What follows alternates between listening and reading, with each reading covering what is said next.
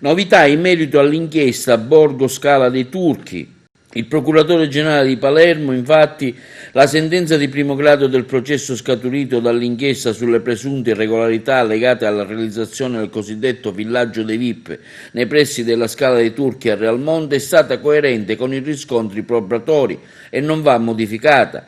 Il PG chiede quindi 4 condanne. Il progetto del borgo, bloccato dal sequestro negli anni scorsi, è un complesso di villette a schiera cui parecchi VIP erano interessati, poco distante dalla scogliera di Marna, tra le più famose nel mondo, ritenuto illegittimo perché avrebbe violato le prescrizioni relative alle altezze degli edifici e alla distanza dal mare. Il verdetto è stato emesso dal GUP provenzano il 26 luglio del 18. 4 mesi di arresto e 4.000 euro di ammenda sono stati inflitti ad Antonio Terrana, dirigente della sovrintendenza, Giovanni Francesco Barraco, direttore dei lavori, 8 mesi di arresto e 14.000 euro di ammenda a Gaetano Caristia, presidente della società siracusana Comaer, che stava realizzando il complesso di villette a schiera, e Sebastiano Comparato, legale rappresentante e socio maggioritario della stessa società.